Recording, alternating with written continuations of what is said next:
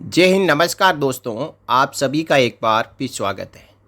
दोस्तों, income tax, यदि आप इनकम करते हैं तो आपको टैक्स भी भरना होता है। अब इसके लिए समय समय पर नियम जारी होते रहते हैं और इनकम टैक्स के जो स्लैब्स हैं उनमें बदलाव होते रहते हैं। अब क्योंकि मार्च 2025 ख़त्म हो गया, अप्रैल से लेके जुलाई 25 तक आपको 2024-25 असेसमेंट ईयर 2025-26 का जो इनकम टैक्स रिटर्न है वो भरना है। इसके लिए आपको पे और पेंशन डिसबर्सिंग एजेंसीज और एम्प्लॉयर फॉर्म 16 देंगे। उस फॉर्म 16 के अनुसार आपको अपनी ITR फिल करनी है। अब ईयर 2024-25 यानी असेसमेंट ईयर 2025-26, इसके लिए आपको इनकम टैक्स पे करना होगा। अब इनकम टैक्स ईयर 2025-26 के लिए पिछले बजट में इनकम टैक्स के स्लैब में बदलाव कर दिए गए हैं, जिससे 60 to 70% जो एम्प्लॉइज है वो इनकम टैक्स के दायरे से बाहर हो चुके हैं। ये केवल इसी साल के लिए है। अब जैसे ही वेतन आयोग आएगा तो फिर से सैलरी और पेंशन पे इनकम टैक्स लगना शुरू हो जाएगा। अब हाँ, सैलरी और पेंशन के अलावा भी इनकम फ्रॉम अदर सोर्सेज आपकी 12 लाख को क्रॉस कर रही है, तो आपको 2025-26 के लिए भी इनकम टैक्स देना होगा। तो दोस्तों, इस वीडियो में हम बात करेंगे income tax slab for new tax regime 2025-26, nil taxable income, फिर difference in income tax 2024-25 and 2025-26। यहाँ पे जो 2024-25 और 25-26 है ये इनकम टैक्स ईयर दिया है, फाइनेंशियल ईयर दिया है। आप असेसमेंट ईयर 2024-25 के लिए 2025-26 माने और 2025-26 के लिए 2026-27 माने। अब एवरेज इनकम टैक्स कंपैरिजन और साथ ही साथ जो marginal relief under section 87 alpha, इन सब टॉपिक के ऊपर आगे इस वीडियो में हम चर्चा करेंगे। तो आइए सबसे पहले हम यहाँ पे जानते हैं कि जो न्यू इनकम टैक्स रिजिम है उसमें 2025-26 के लिए जो टैक्स स्लैब्स है वो क्या रखे गए हैं। देखिए, 2024-25 जो फाइनेंशियल ईयर है इसके लिए अब अप्रैल 25 से जुलाई 25 के बीच में ITR फाइल करनी होगी, और 2025-26 के लिए अप्रैल 26 से जुलाई 26 के बीच में ITR फाइल करनी होगी। तो जो मौजूदा समय में जब हमें इनकम टैक्स रिटर्न फाइल करना है तो आप 2024-25 देखें और अगले साल के लिए 2025-26। इसमें दोस्तों देखें तो टैक्स स्लैब में सबसे पहले नील इनकम टैक्स यानी 0% का स्लैब है, जिसमें 2024-25 के लिए आपकी 3 लाख तक इनकम है तो इनकम टैक्स देने की आवश्यकता नहीं है। अब इसको बढ़ा के 2025-26 में 4 लाख रुपए कर दिया गया। इसी प्रकार जो 5% का इनकम टैक्स का स्लैब है, मौजूदा समय में जो 3 लाख से 7 लाख के बीच में है, तो अगले साल के लिए ये 4 लाख से 8 लाख रुपए कर दिया गया है। 10% टैक्स स्लैब में 7 लाख 1 से लेके 10 लाख तक है, तो अगले साल के लिए 8 लाख 1 से 12 लाख तक कर दिया गया है। इसके बाद 15% टैक्स स्लैब में 10 लाख 1 से लेके 12 लाख तक 2024-25 में है, और 25-26 में 12 लाख 1 से बढ़ा के और 16 लाख के बीच में कर दिया गया है। 20% टैक्स स्लैब में जो मौजूदा में 12 लाख 1 से लेके 15 लाख है, तो 2025-26 के लिए 16 लाख 1 से 20 लाख की तक है।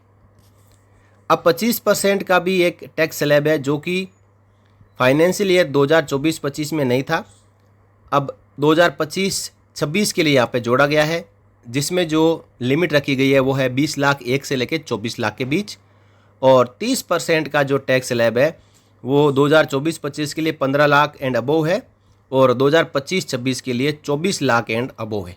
ये सब कुछ देखिए दोस्तों, 15 लाख से सीधा 24 लाख क्यों हुआ?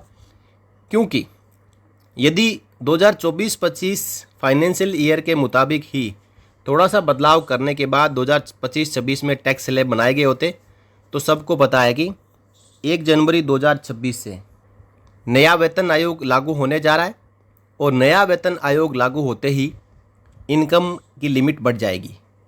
तो जब इनकम की लिमिट बढ़ जाएगी और इसके अनुसार यदि इनकम टैक्स कैलकुलेट किया जाएगा तो ये लाखों में हो जाएगा। इसलिए सरकार ने पहले से ही तैयारी करते हुए जो टैक्स स्लैब है उसकी लिमिट बढ़ा दी गई। अब एक बड़ा सवाल कि चाहे कर्मचारी हो, चाहे पेंशनर्स हो, चाहे बिजनेसमैन हो, नील टैक्सेबल इनकम कितनी है। देखिए, मौजूदा वित्त वर्ष के लिए जो कि मार्च 2024 से फरवरी 2025 तक जो आपकी इनकम टोटल हुई है, यदि 7 लाख रुपए है प्लस 75,000 रुपये जो स्टैंडर्ड डिडक्शन है, यहाँ तक आपको कोई इनकम टैक्स देने की आवश्यकता नहीं है। और अगले मार्च 2025 से फरवरी 2026 के दौरान जो भी आपकी इनकम बनेगी, यदि वो 12 लाख प्लस 75,000 है तो आपको इनकम टैक्स देने की आवश्यकता नहीं है। अब हम जान लेते हैं कि जो न्यू इनकम टैक्स रिजीम है इसके अंदर कंपैरिजन 2024-25 और 25-26। तो सबसे पहले ग्रोस इनकम आपकी, उसके बाद उसके ऊपर स्टैंडर्ड डिडक्शन, फिर टैक्सेबल इनकम कितनी है, उसमें से 24-25 में कितना टैक्स लगेगा और 25-26 में कितना लगेगा और डिफरेंस कितना है। देखिए, 7,75,000 रुपये आपकी टोटल इनकम है सैलरी, पेंशन या बिजनेस या अदर सोर्सेज से। उसके ऊपर जो स्टैंडर्ड डिडक्शन है वो है 75,000 रुपये और टैक्सेबल जो इनकम है वो है 7 लाख। अब 2024-25 के लिए आपको कोई टैक्स देने की आवश्यकता नहीं है और 25-26 के लिए भी इनकम टैक्स देने की आवश्यकता नहीं है। अब यदि आपकी इनकम 8,75,000 रुपये हो जाए, उस पर भी आपको स्टैंडर्ड डिडक्शन के तौर पर 75,000 की छूट मिलेगी। टैक्सेबल इनकम आपकी होगी 8 लाख रुपये, जिस पे मौजूदा वित्त वर्ष में जो भी आप ITR भरेंगे तो आपको 30,000 रुपये इनकम टैक्स देना होगा, जबकि 2025-26 के लिए आपको कोई भी इनकम टैक्स देने की आवश्यकता नहीं होगी। 9,75,000 रुपये इनकम पर आपको अभी 9 लाख रुपये जो टैक्सेबल इनकम है उस पर 40,000 रुपये इनकम टैक्स देना होगा और 2025-26 के लिए आपको कोई भी इनकम टैक्स देने की ज़रूरत नहीं है। इसी प्रकार 10,75,000 रुपये आपकी टोटल इनकम हो जाए तो छूट वही रहेगी स्टैंडर्ड डिडक्शन में 75,000 रुपये की और टैक्सेबल इनकम आपकी होगी 10 लाख रुपये, जिस पे 2024-25 में 50,000 रुपये आपको इनकम टैक्स पे करना होगा और 2025-26 में आपको इनकम टैक्स देने की आवश्यकता नहीं है। 11,75,000 रुपये इनकम होने पर 75,000 स्टैंडर्ड डिडक्शन छूट और 11 लाख रुपये आपकी टैक्सेबल इनकम, जिस पे 65,000 रुपये आपको टैक्स देना होगा और 2025-26 के लिए आपको कोई भी टैक्स नहीं लगेगा। अब 12,75,000 रुपये आपकी इनकम हो जाए तो 75,000 रुपये स्टैंडर्ड डिडक्शन और 12 लाख टैक्सेबल इनकम। इसके बाद 24-25 में 80,000 रुपये आपको इनकम टैक्स अभी देना होगा। अगले साल आपको कोई भी इनकम टैक्स 12,75,000 तक की इनकम पर देने की आवश्यकता नहीं है। अब देखिए, यदि आपकी इनकम 16,75,000 रुपये हो जाए तो स्टैंडर्ड डिडक्शन वही रहेगा 75,000 और 16 लाख रुपये आपकी टैक्सेबल इनकम है, जिस पे आपको मौजूदा वित्त वर्ष में 1,70,000 रुपये इनकम टैक्स पे करना पड़ेगा और 2025-26 के लिए केवल आपको 1,20,000 रुपये ही देना पड़ेगा। इस प्रकार आपको 50,000 रुपये कम इनकम टैक्स देना होगा। और 20,75,000 देखें तो स्टैंडर्ड डिडक्शन के बाद में 20 लाख रुपये टैक्सेबल इनकम है, जहां आपको 2024-25 में 2,90,000 रुपये इनकम टैक्स देना पड़ रहा है, तो 2025-26 में केवल 2 लाख रुपये देना पड़ेगा और 90,000 रुपये आपके बचेंगे। तो दोस्तों, पेंशनर्स और सैलराइड जो होते हैं उनकी इनकम इतनी ही पहुंचती है। आगे हम चर्चा करेंगे न्यू टैक्स रिजाइम में 2025-26 में जो एवरेज इनकम टैक्स है वो कितना लग रहा है। देखिए, टैक्सेबल इनकम आपकी 7 लाख है तो 24-25 में 0 है और एवरेज टैक्स है वो 0 है। 25-26 में भी 0 रहेगा और एवरेज टैक्स 25-26 में भी 0 रहेगा, यानी आपका कोई भी इनकम टैक्स नहीं लग रहा है और उसके बाद में इनकम टैक्स के अकॉर्डिंग ही एवरेज टैक्स निकाला जाता है।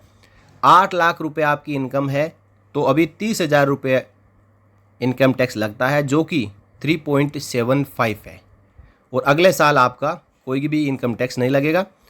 9 लाख तक 40,000 रुपये लगता है, जो कि 4.44 है 10 लाख तक 50,000 लगता है जो कि 5.00 है। 11 लाख तक 65,000 लगता है जो कि 5.91 है। और 12 लाख तक 80,000 रुपये इनकम टैक्स लगता है जो कि 6.67 है।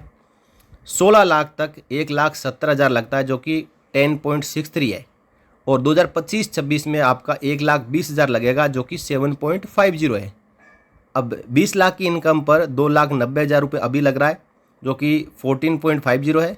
और 25-26 में 2 लाख रुपये लगेगा जो कि 10.00 है।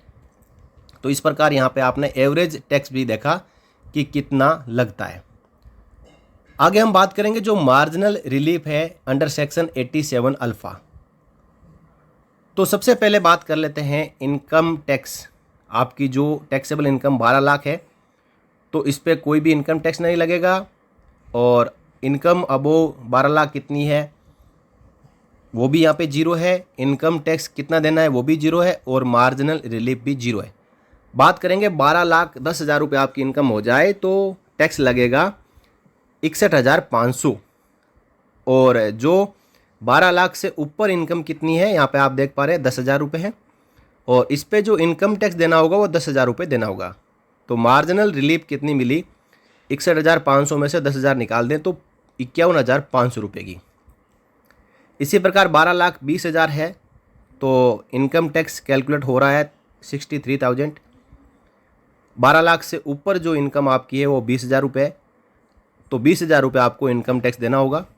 और यहाँ पे जो छूट मिल रही है वो मिल रही है 43,000 की।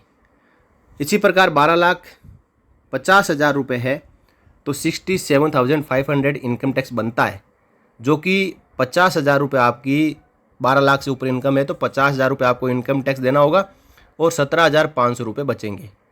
अब 12,70,000 रुपये आपकी इनकम है तो 17,500 इनकम टैक्स बनता है। और आपकी 12 लाख से ऊपर जो इनकम है वो है 70,000 रुपये और 70,000 रुपये इनकम टैक्स देना होगा। इस प्रकार 500 रुपये की यहाँ पे छूट मिलेगी।